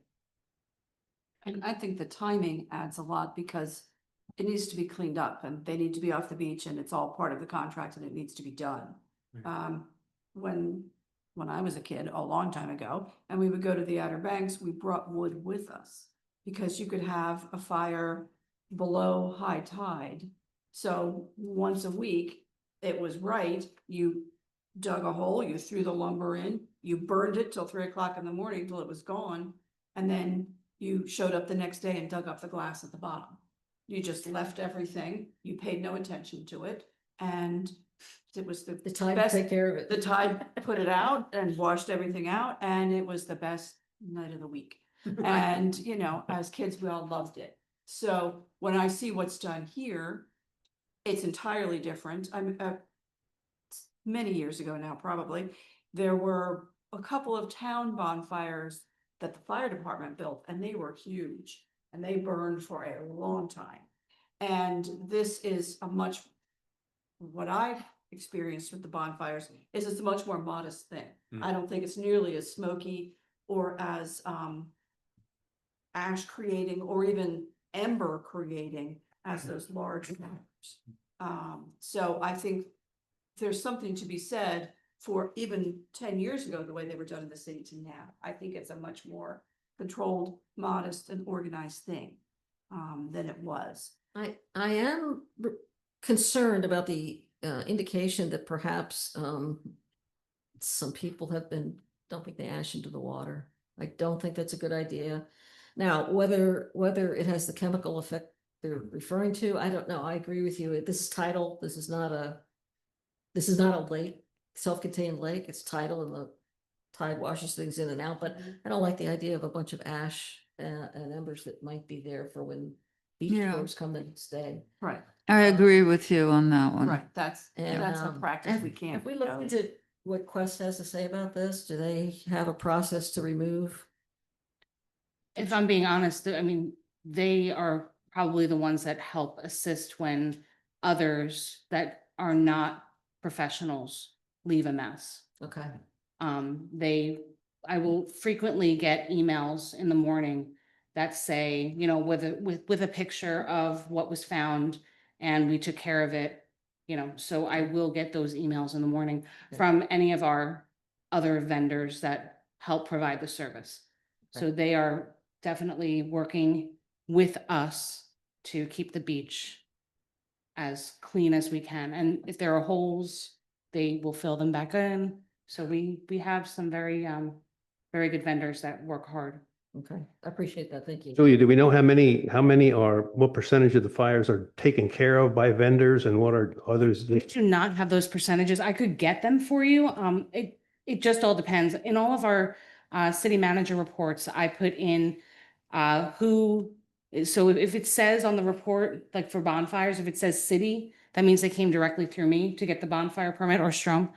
If it says Quest, that means that they went through Quest and Shannon at Quest is the one who is contacting me for the permit and giving me the responsible individual's name. Or if it's Beach and Bash, they also do the same thing, and same with Dewey Picnic Company. Those are pretty much the only vendors that we have throughout the city that will do bonfires or events or anything like that on our beaches. Not that others can't. It's just these are our frequent beach users. Okay, and in the permit, it says that they're allowed on the shoreline. I mean, so that means down close to the water They all can the be, time? they can pretty much you have free reign of the beach. So they can be, so again, so that's, the shoreline means the whole beach. Correct. Okay. And we also allow on the crossovers. So all the crossover streets, you're permitted to have one bonfire on the Mhm. crossover street. So we do heavily monitor the crossovers Okay. to make sure that we don't have more than one individual.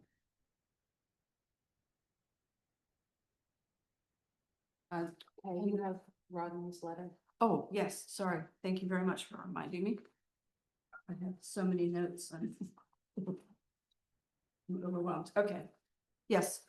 So I have another letter from Rodney, which we're grateful to have, dated October 16th, 2025, regarding bonfires on the beach. I read Mr. Slick's letter of September 19th, 2025, regarding bonfires on Lewis beaches. I found additional relevant information available on the internet regarding how wood smoke harms your health. Mr. Slick is correct that breathing wood fire smoke can contribute to serious health concerns, but it's also clear from my reading that the frequency, duration, and proximity of exposure has a lot to do with the danger. After thoughtfully considering Mr. Slick's request to ban bonfires in Lewis, I am not convinced that bonfires on Savannah Beach present a danger. Those on the beach can distance themselves, and those in homes are at least separated by a large parking lot. Bonfires on Lewis Beach are a time-honored tradition among the public. People love to sit around an evening fire, hear the crackle as the wood burns, and indeed enjoy the aroma. I am not in favor of banning bonfires on any of our beaches.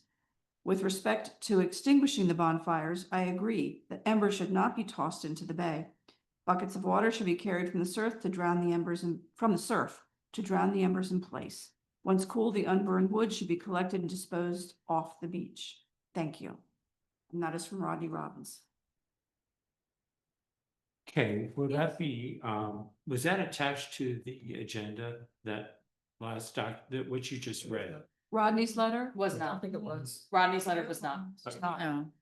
Yeah, you might want to do that. Yeah, it came in Yeah, very late.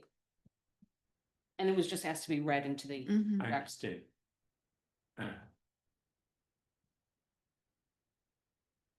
So what I'm hearing is there's not an appetite for change for our policy. Is that what I'm hearing? I think that seems to be the consensus. The only thing I would ask, and this has been asked before, as I understand it, it's difficult to do enforcement at the beach. And the police are busy with other things and, When I, Or- if we have an issue, I have asked, and they will go down and check permits. We have I had just can't see. some, where- yes, Yeah. we have had some, especially on Roosevelt Inlet this season, we had quite a few that did not have permits that were brought to my attention the following morning by one of our contractors. So I did reach out to the Lewis Police Department and ask them if they could go and make a check. Okay, thank you. You're welcome. And you have a careful list of what's coming up for the week and the weekend. Oh, yes. So, We have a you list know- of exactly how many, where they're going to be. right, The responsible person for the bonfire, because we want to make sure that we have the individual's name. If there is an issue, we know where they were. right, Yeah, right. Matt, Yes. Madam Chair, may Yeah. I have Dr. Slick, the author of the letter and the concerned resident. He was having trouble getting, Locked in. well, he was having difficulty on Zoom, couldn't unmute, couldn't. So I have him on my phone. Okay. If you would allow him to, if you have any questions or allow him to express his concerns that way, or wait until public comment. Well, if you have him on the phone, I think we should, if he has further comment, I think, Read the letter. right, Mhm. so if he has any further comment, that would be, we certainly should hear that. Okay, Dr. Slick, this is Janet.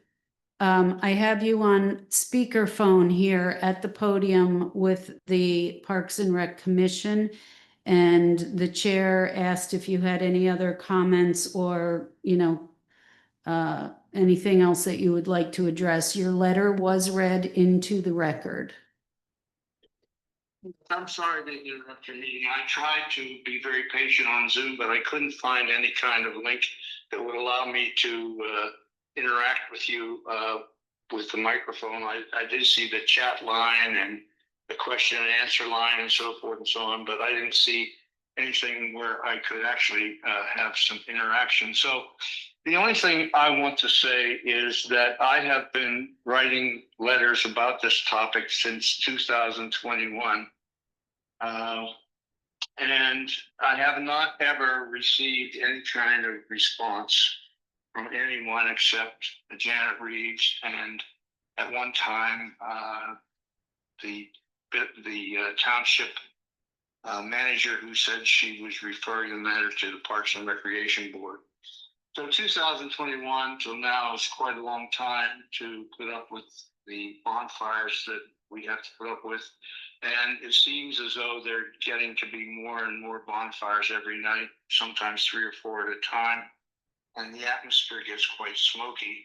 I'm right on the edge of the beach at 5E Ocean House, and I have a 5th floor unit that overlooks the entire beach. And I can see what's happening. And the biggest thing that concerns me about it, other than the smoke, is the fact that when the bonfires are done, the Quest folk come out there, and I think I put this someplace in my letter. I'm not sure I recall. They come out there, and all of a sudden it's dark, and I see the fire moving in some fashion to the water's edge, and it's glowing and it's burning, and all of a sudden it disappears. And shortly thereafter, the Quest truck leaves, and I'm concerned about them dumping the coals into the beach. My wife has taken pictures of the logs left on the beach in a burned condition right at the water's edge. So I don't know what Quest is telling you they're doing, but whatever they're telling you, they're lying, because they actually do dump the hot coals in the beach and go home. So I think that it's an environmental issue with the water in the bay, and it's an environmental issue with the particulate matter in the smoke. And if you're going to address the issues of kayaks and boards, paddle boards, and other things like that, including the tents, which I think is worthwhile doing, I support that action. But I would also urge you to consider banning the bonfires on the beach. Unless it's something for once a year where they do a high school bonfire pep rally or something. But other than that, I see no reason for a bunch of visitors coming out there and smoking us out. Thank you for your comments. I can't address why you didn't receive a response earlier. As happens when an issue is brought to our attention, city staff takes it very seriously. We take it seriously. We've all been doing research and reading about it, discussing it with others who've experienced the bonfires, and we've been discussing it this evening. I think that what I hear from the city is that the bonfires are controlled. They are burned in a vessel for a particular period of time, and then they're put out. And that, I believe, has to help with the smoke in that it's a particular kind of fast burning wood. It's not a long burning giant log because you want to be out there for 8 or 10 hours. It's something much quicker. And I agree that there can be no, excuse me. I would have been very patient and waited till the end if I had any way to communicate with you via Zoom. But I would just ask for whatever you decide, please let me know, because it's obviously, I'm obviously not going to have any influence on your decision perhaps, but if I do and it changes things for the better, that's fine. I just want to tell you that if Quest tells you they're not dumping the hot coals in the water, it's a lie. But anyway, I'm telling you that it's not good for the water. You can read the articles about that Janice sent to you, and the smoke is very, very dangerous for people, particularly people with COPD and elderly people. I've been down at that beach since 1978, and I'm telling you that it's getting worse and worse, and it seems like we're accommodating a bunch of interlopers when I don't think we have to be. Anyway, that's my comments, and I don't mean to interrupt your meeting. I'm very sorry. I know that you have a lot to do, and I appreciate the time and effort you put into the meeting, and I know you're very careful about considering everything, and I just ask you to consider my letter and let me know what you decide in one way or another. I appreciate that very much. Thank you very much. Right. I'm going to say a couple of things that I'm not comfortable with some of the inflammatory language and accusations. I don't think that really has a place here. If there's a problem, it needs to be brought to our attention and action is taken. And that's where I'm going to leave that. What I'm hearing, correct me if I'm wrong, is that I think everyone is comfortable with bonfires if they are regulated by the city, if they're a particular period of time, if they're using a wood product that burns for that period of time, and if disposal is spelled out and followed through. Is that correct? Am I on? I think our desire is to make no change. That's- I would just say that I'm not comfortable with, I mean, there's an accusation here about coal being dumped in the water. I think it would be normal to just talk to Quest. No? I think we can, yes. Well, I mean, that's part of the, I mean, Part of the there's process. something Does something. You there- don't, I mean, if there are, the last time I just did this, there were 3 bonfires where I was in the center and there was a bonfire on either edge. And if coals end up in the water, I watched our vendor to see what happened. But if you're not using a vendor, I don't know. I don't know. I can't.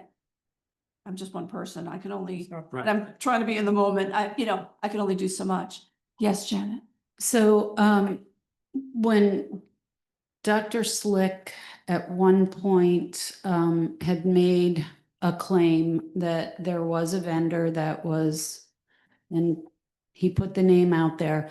I talked with the owner of the company, who's well known in the community, and there was no indication that they were moving the fires and dumping them. They were moving them. You can't move them when there's burning embers in there. And it's in metal. But No, Matt and I did have a conversation, and if the fires are still burning, to have a bucket, go down to the bay, get the water and bring it back up so that there's not this perception that the fires are being moved and dumped in the bay.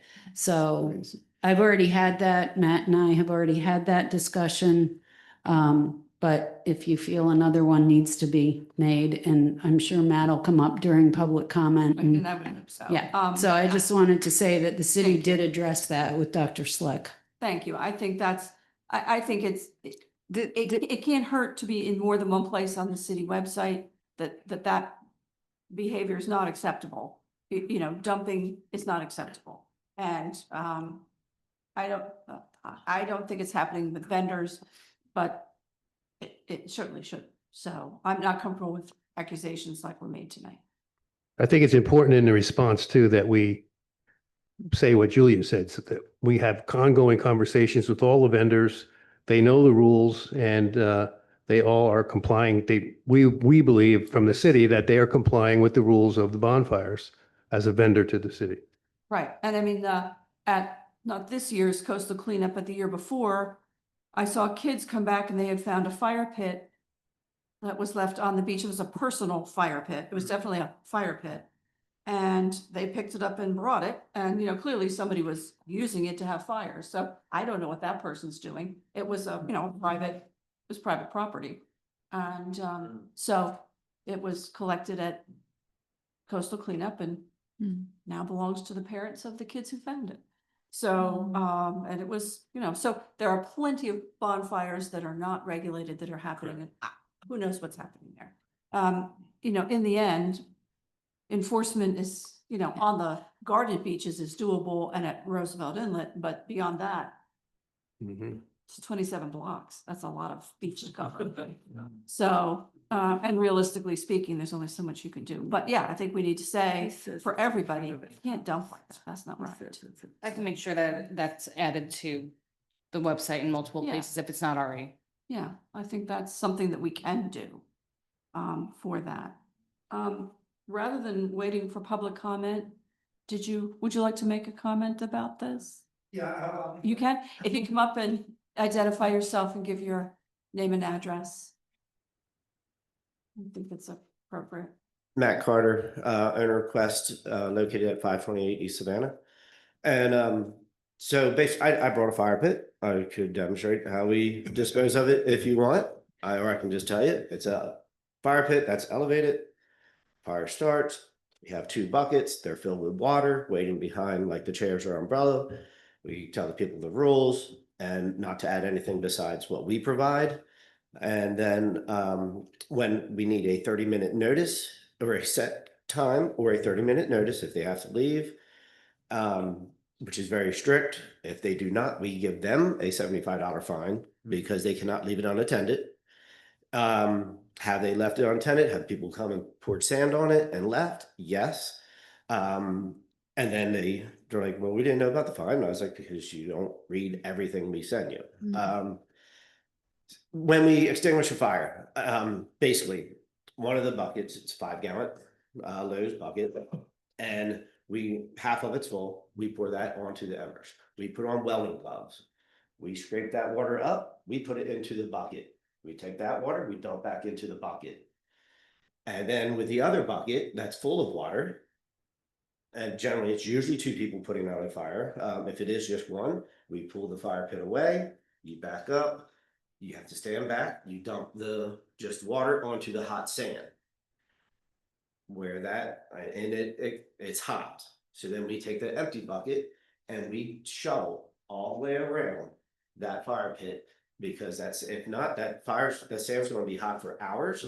Okay, somebody's walking on the beach that evening, later, they're gonna burn their feet. We put water on it, we pile it up, so high, you can almost see a ring, or we put the sand on top of it. And then we walk away with the 2, any extra wood. We've had logs that they are not supposed to put on 30 minutes prior to leaving. Sometimes they like to throw the wood on at the end. And then we will take that, we have to go get another bucket of water, we dip that water and the logs. We take those the ashes, any wood, back to our place. I have a cord of wood that has been half burnt. Okay, I mean, it is a complete cord. We take that to my friend's farm and we have a bonfire in the winter. And I mean, literally, when I say a cord of wood, it is that much that has been half burnt that we have taken off the beach. The ashes, they go into a container and we will have 2, 3, 4 of those. When they fill up, we take them and we go out to the farm. How it pollutes the water, that is a fire ash is polluting fresh water. It just creates the alkaline levels, pH can go up. We do not dump them anymore. The fires that they've seen walking across the sand, right? If I have a fire here and I'll tell one of my guys to stay there, and as I move it, they dump the water on the sand. I have pulled a fire over to another fire to dump that onto the fire cooking, just to let that wood burn down more. That's generally, then we do the process for that fire pit. And, so that is how we do that. Monitoring, we have told, 20 people through the summer, they're starting a fire on their own. They walk right by us. They put 2 fires directly in front of my Roosevelt shack in the sand. We're down here starting it. We come back and they're sitting there. We put them out. It's we take pictures of not our fires. And we report them. There's is there a piece of coal? Yes, sometimes. I'm not going to lie. There's, but generally there is leave no trace. You do not even know we were there.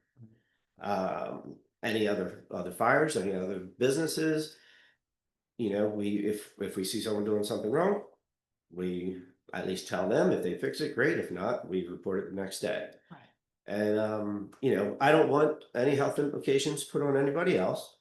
I respect Dr. Slick, and it's almost always the wind is blowing from the land to the water. There are occasional times it's blowing in west, east, going down the coast. It's I don't appreciate pinpointing, it's just Quest that does it. Okay, there's numerous other people having fires, but we are the ones that are in the trucks. They're the ones that he probably sees the most. And but we are doing what we can do to make it safe and done correctly. So Thank you. all right, Thank you. Any questions? thank you. Thank you. Thank you. Thank you. Okay. Appreciate Very it. helpful. So I we think- don't need, okay. we don't need to take any action then. I don't think so. I think, There's are we no all comfortable action? with? with taking no action on this, knowing that City Hall is working hard to keep the Wild West under control a little bit, because that's what a lot of it is. But otherwise, anything that people have taken out a permit for is well monitored. Thank you, everyone. Do the aircraft code or? Yeah, what time is it? Airplanes. 10 to 7. What parks? The airplanes. Okay. Now we have We airplanes. talk about the beaches. Yeah, That's why we're here, right? That's right. right. We are on the last item of the agenda, review and possible action on an aircraft ordinance. So this is something that has arisen out of an experience that I had, which was a person in an extreme ultralight. He was actually wearing the engine as a backpack. And it had a strap and, you know, a kite. And he took off from Savannah Beach and kind of went toward Roosevelt Inlet. And when he came back around, he came from probably Cape Henlopen and then landed right on the other side of my cool cabana. I was on my feet. Other people were on their feet because we didn't know what he was going to do. Yeah. We didn't know whether he was landing or crashing or I don't know what. Do I get out of the way by going this way or that way? And rather than coming by and saying something, he just left. I did contact the police department who said they would love to be able to enforce this. But there's nothing on our books. And could something be put on the books? And I said, I think that's probably a good idea. I looked at what the other communities in our area have, and this I modeled after Rehoboth, who just has something simple, Okay. which is, you know, please don't land or take off our beaches unless you're in distress. What about drones? Yes. The drones are a different matter because I have to say, I find drones intrusive, they're loud, and I have no idea what they're photographing. And that can be. Well, I mean, I think maybe that's something that ought to be I think included. drones are another kettle of fish. I think they are too FAA wise. FAA-wise are another kettle of fish. I think they're very annoying though. I'd say let's take on the manned aircraft now. And We can save that for next meeting. Well, for what it's worth, this individual did it the year before on Johnny Walker Beach during a busy day. It wasn't early in the morning when there were just a few of us out. Yeah. So it just was not a best practice. Yeah. Put it that. so I just have some technical, I appreciate you Certainly. doing this. I appreciate it very much. It's a good start. I have some technical edits that I would put in here. I would say manned because again, when it comes to models or drones, there's a whole nother set of rules for that. And I'd have to do research to see how far we go on that. I just don't know. But what I would, for instance, I would say, under the definition of aircraft, I would say a manned airplane, helicopter, ultralight aircraft, comma, lighter than aircraft, comma, or other machine capable of flight. And then section 2, I would say, no person may take off. It says launch. I wouldn't say launch. Take off. I would just say take off or land any aircraft. You don't have to say or lighter than air because that's part of the definition.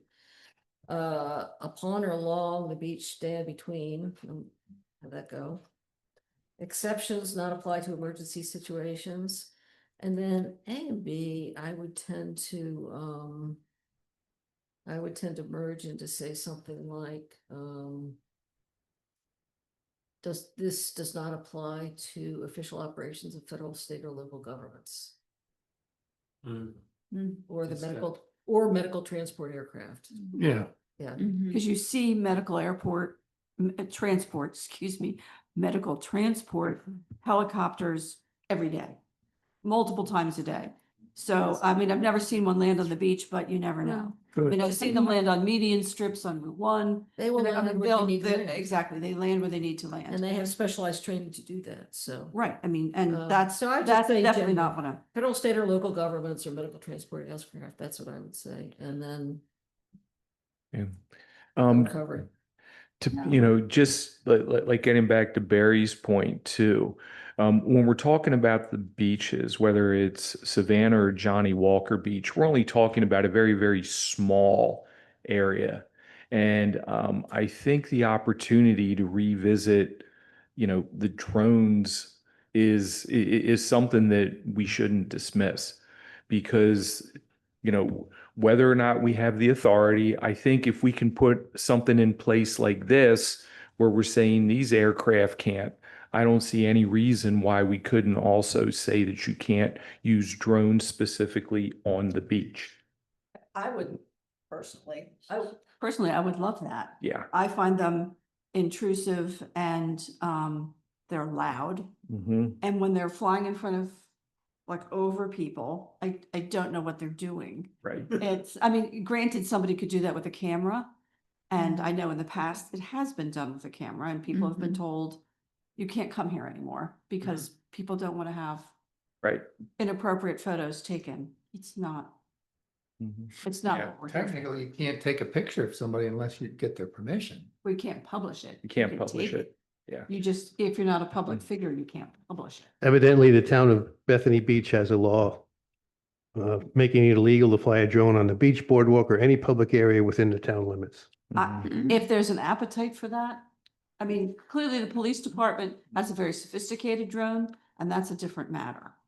What the police do, I would think is. Right. Right. Not And our you know business. that drone is It's what they different. do. I mean, Yeah. that drone Yeah. is, the size of the Yeah. table. It's not something that you've Mhm. purchased I yourself. think we should move forward with the manned Yes. aircraft part of this, and Mhm. like I say, drones are another kettle of fish.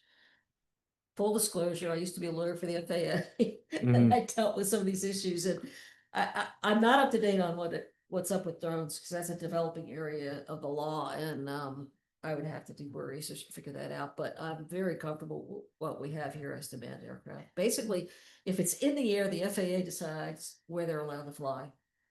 But the state and local governments can dictate who can land or take off from where, under what circumstances. So I think this would, I would recommend we clean this up and then we send it to the ordinance review committee and let them chew on it and see what they think. Well, I think first it would go to mayor and city council and then it would go to them. But I'll take this back and send it for November or December. Yeah. Yeah. So when do you suggest to take up the drone issue? I think we should discuss it, and if we have consensus here, then we add drone to this language and send it to take a look at. I concur on that, Yeah. because I don't want to send something that I'm not confident is legally sufficient. Well, Well, I can- you're one I of 7 or 8, so consensus isn't 100% either. Consensus is what the group thinks. We could do this one and then take the drone issue separately. Exactly. That's all. Well, Yeah. I can do it, Take up you the know, drone issues, that's fine. well, I Okay. can do aircraft and I can do drone and turn these around and see, what Mhm, everybody sure. thinks. And either maybe for December, realistically speaking, it sounds like November is going to be a busy agenda as it is. So I'll figure that for December, but I'll work something up this week and have it ready to go. Yeah. I just didn't think we could go as far as drones, but if we could, I think Mhm. there's I an think you intrusion should. factor and a Mhm. take away your enjoyment factor. Because when somebody's running it for an hour and it's loud and, No, I and think if, it and when would. they turn it off, the place is silent. I Yeah. think it tells you people would rather have silence Mhm. than listen to that. Yeah. Mhm. And And so, I would, Okay. when you're looking at drones, look at the issues of where people can take off and land the drones versus where they can fly them. I may be wrong, but my recollection Mhm. was FAA is gonna dictate where they could be flown, so they could be taken off Yeah. someplace away from the beach and then flown over the beach, and you still have the same problem. But I would have to do research to verify that. all right, well, I'll do some research We can. and I'll come up with something and this can be for December. Mhm. Excellent. Thank you, everyone. Mhm. Is there any public comment?